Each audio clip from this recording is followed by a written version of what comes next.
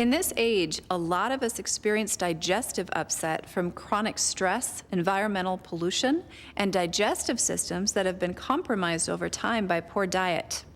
One great digestive aid is the lemon.